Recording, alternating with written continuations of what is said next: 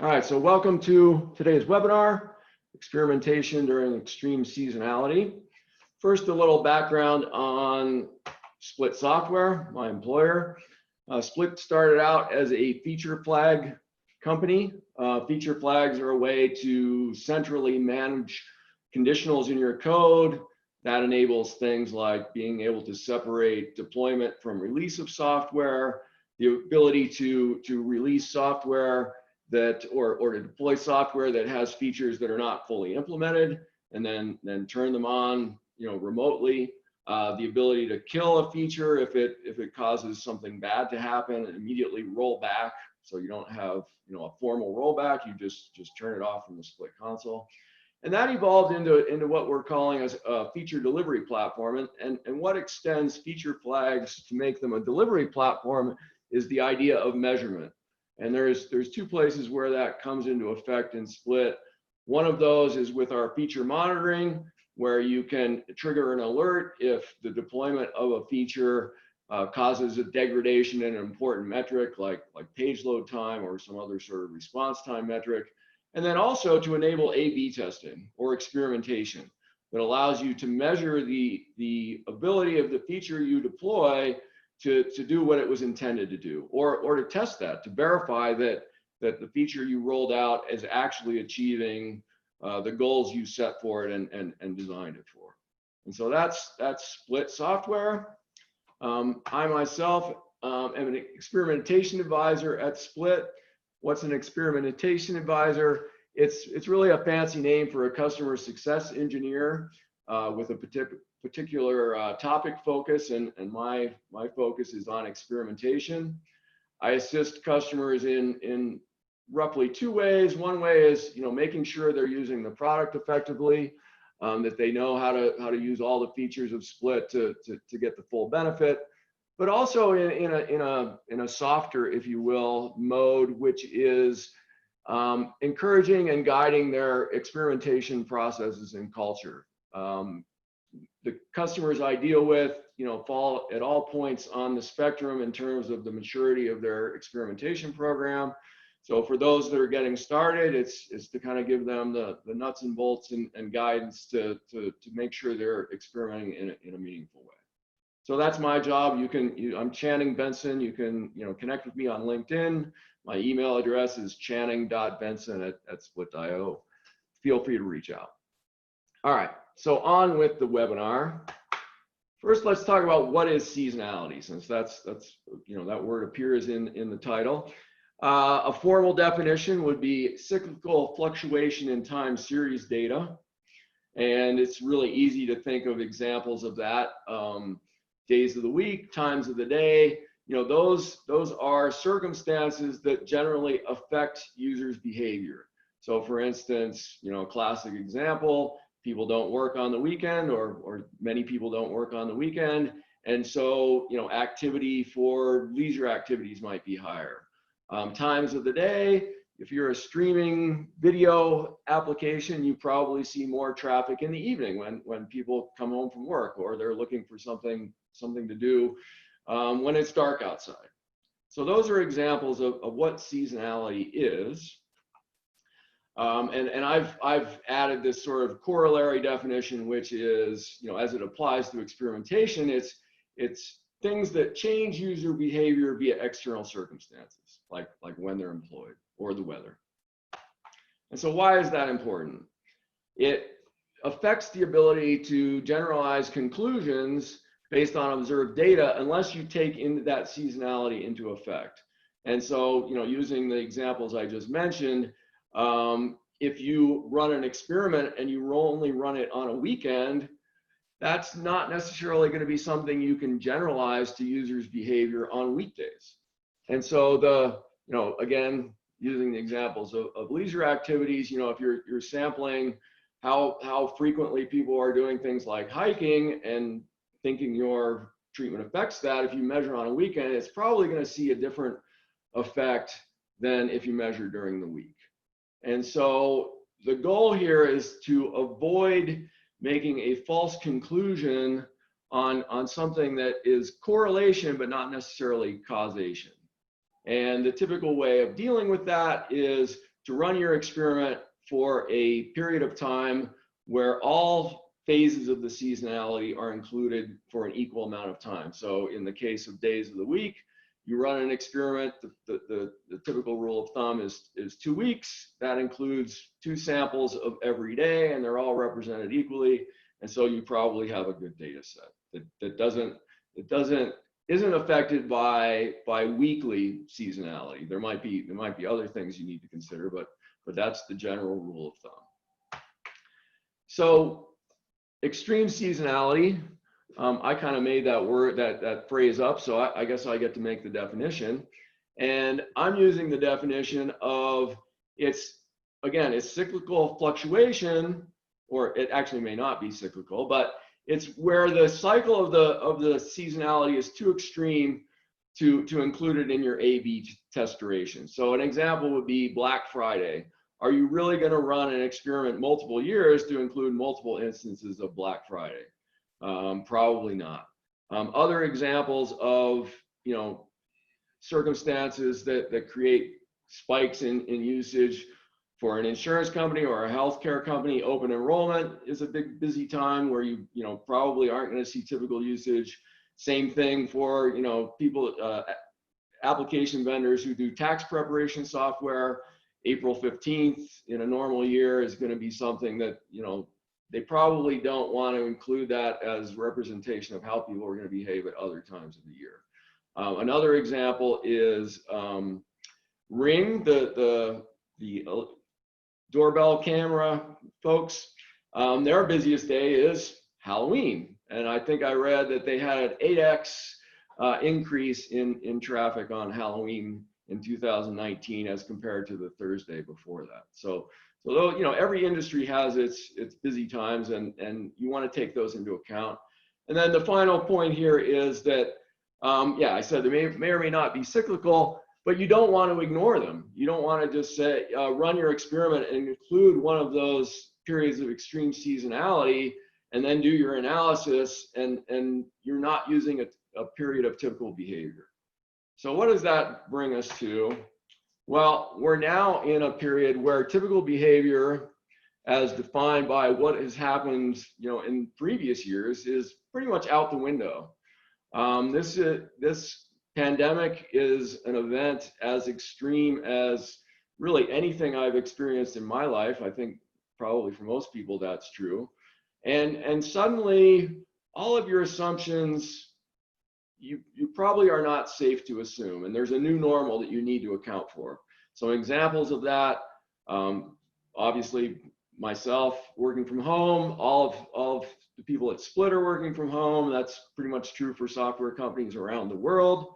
That's going to create advantage for some industries, this pandemic, healthcare, e-learning, companies that deliver food, deliver groceries, and so forth. Are probably going to see an uptick because people are behaving differently. They're not running out to their local mall and going binge shopping. They're buying what they need to and either buying less or having it delivered in an alternative way. And while it's created pluses for some industries, obviously there's some industries that it's been a negative for, and the most obvious ones there: airlines, hotels, rental car companies, movie theaters, and so forth. And so in creating this webinar, I wanted to go find, actually, hang on. So what do you do? What do you do in light of this extreme circumstance? Do you just throw up your hands and say, oh, well, we can't run any more experiments because, this is atypical behavior. We won't be able to make any conclusions that are generalizable. So what do we do? And my advice is, this is a diagram I use when I'm describing the experimentation process as part of our onboarding for Split. And it has all the cycles, and the first part of experimentation is an evaluation period, so to speak, where you're looking at your corporate objectives, you're looking at initiatives you may have in your application development, and you're kind of mulling over what you've seen users do and thinking of new features. And my advice is to return to that phase of the experimentation cycle. Don't get don't get too excited about immediately running some experiments without considering that. And one of the questions of our newer experimentation customers, I get asked by them frequently is so what do we experiment on? And now is a really good time to ask that question. And in as part of the research in asking that question, you want to collect the data that's going to help you decide, given this new normal, what changes can I make that are going to drive revenue, going to drive engagement, and so forth. And another part of reassessing where you are is to look at your data for what the new baselines are. And one of the things I wanted to do in this webinar when I was creating my slides was to find an example of something that a company observed that was an extreme measurement, and what that might mean, whether it correlated with COVID or not, what would that mean for their experimentation programs? And I fortunately didn't have too far to look. One of our founders, so this is not a graph of new COVID cases. This is a graph of, Split, as I mentioned, started out as a feature flag company. That's still the core of what we do, even though we attach measurement to that now.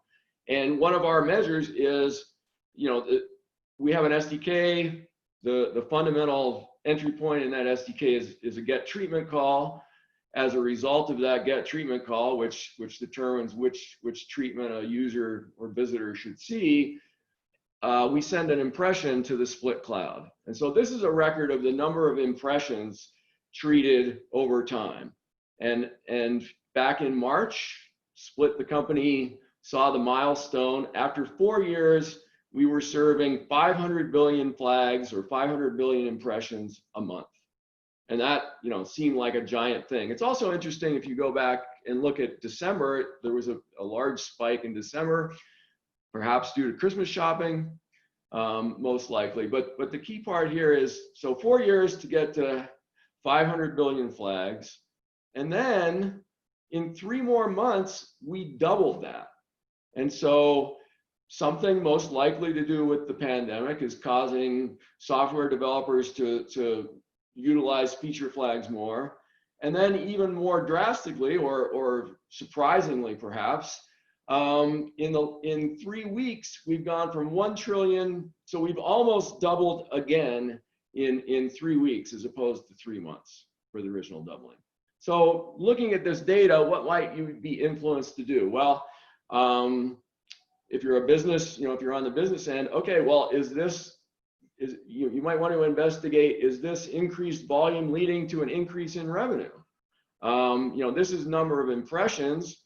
We bill based on monthly tracked keys or unique users. So how does this map to the number of unique users? Did that go up as well? So that would be something to investigate. What verticals are driving this increase in traffic? Are they special enough that we should start maybe having special features to target a particular vertical, or a marketing program to target vertical? So there's lots of, once you start like observing raw data, there's lots of places to look for things that were unexpected, and then what can you derive from that unexpected data that would help drive your product efforts. Along with the reassessment, so what are some other ways of assessing the situation?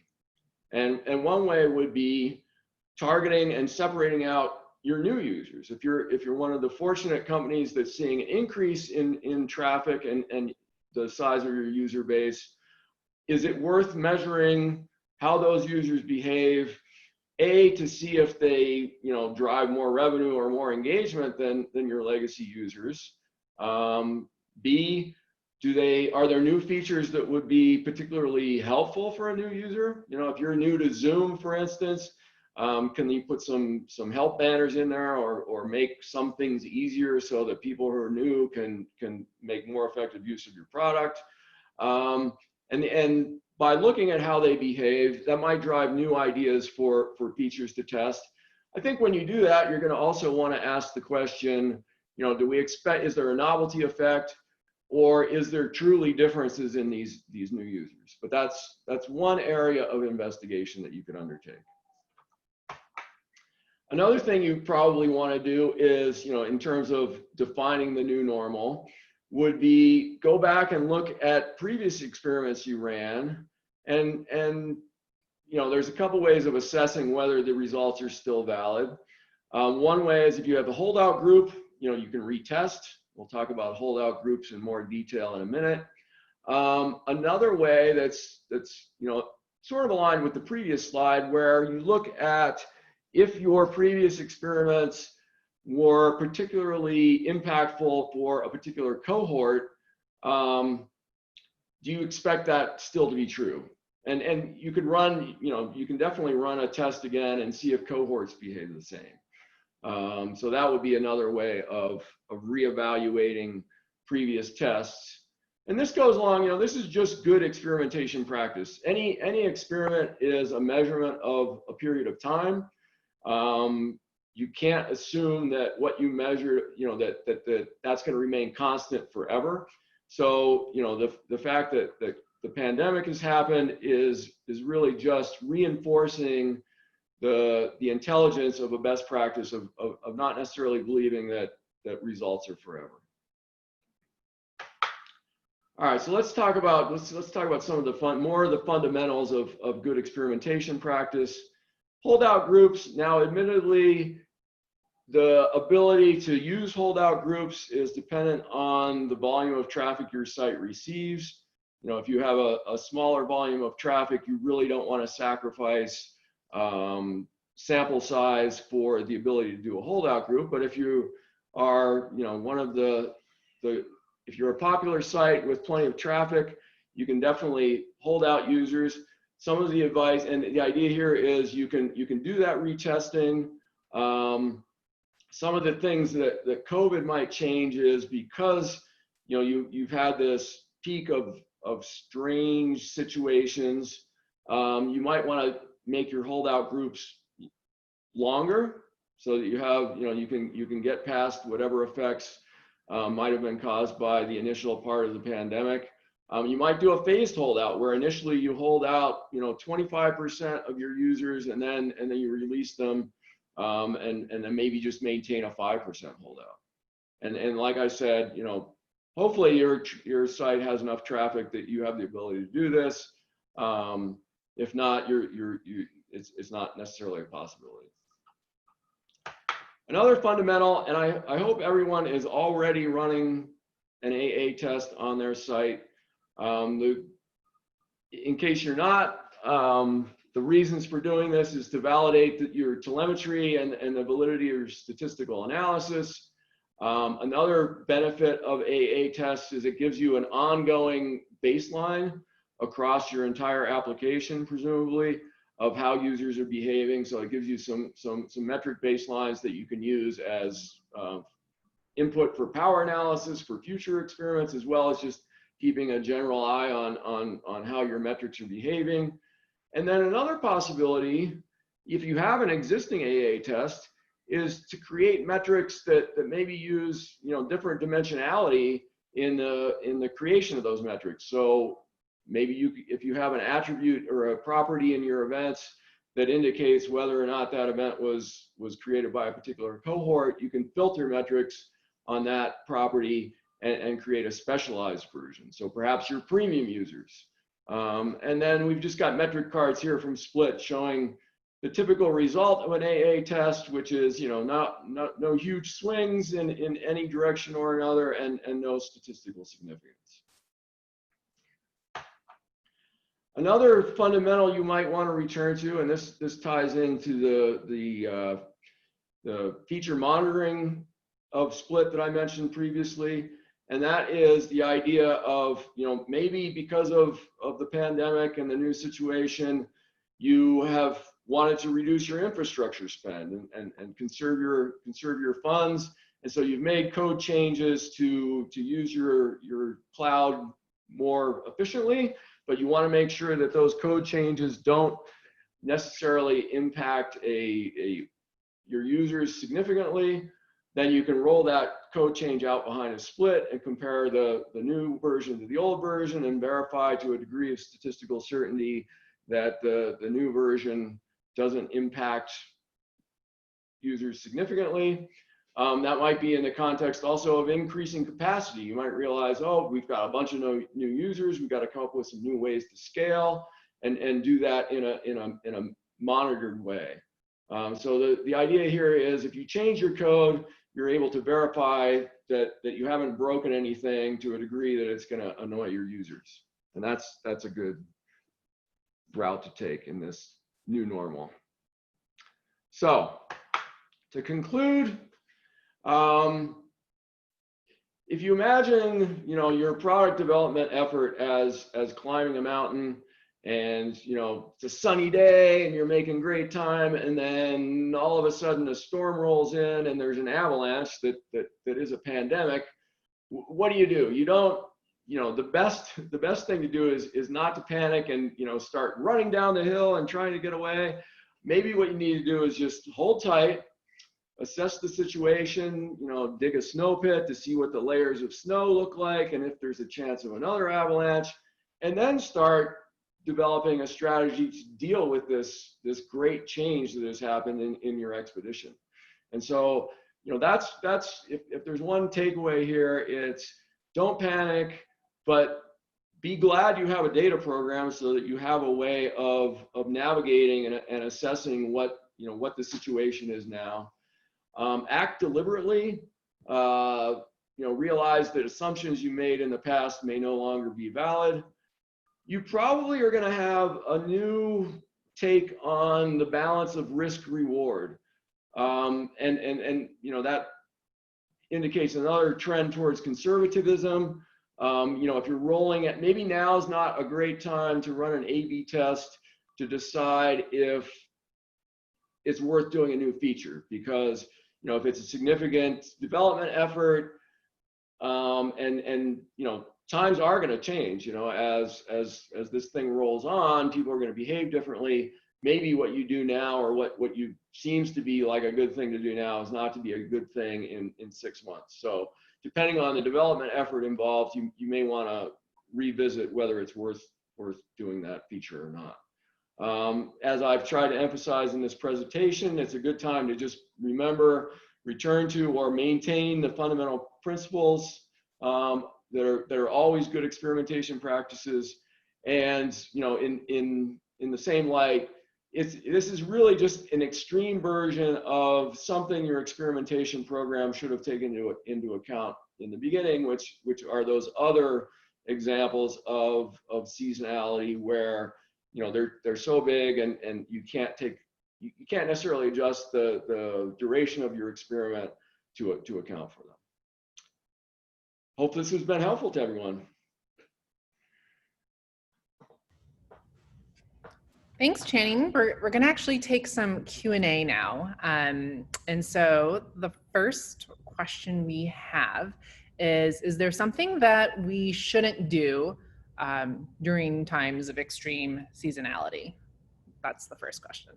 All right, thanks, Leah. I touched on this in my conclusion there, and that is, the one thing that I would consider more carefully during this period of time is places where you're basing the decision to make a significant development effort on the results of an A/B test. Maybe you implemented a real lightweight version of a feature, and the A/B test you ran said, oh, users love this, but it's going to be like, to really build it out in a meaningful way, it's going to take significant development resources. Now may not be the best time to do that. So I would be thinking more in terms of lighter weight features that you might want to implement based on the results of a A/B test. I think this next question kind of follows along the same lines. It's what's a common pitfall to avoid when designing an experiment for seasonality? Well, I think the pitfall is including measurement of a period of seasonality and assuming that that's going to extrapolate universally. So, for instance, we have some online commerce customers, one of whom is in Canada, and they said, oh well, we had this experiment we wanted to run, but we're going to wait because Boxing Day is coming up. That's the day after Christmas, and apparently that's kind of the Black Friday of Canada. And so let's not run that experiment then, because it's going to skew our results. So, the pitfall would be doing that blindly and then looking at your results and saying, oh my God, look what we saw, when if you'd run that during a regular period of time, you would not necessarily have seen the same results.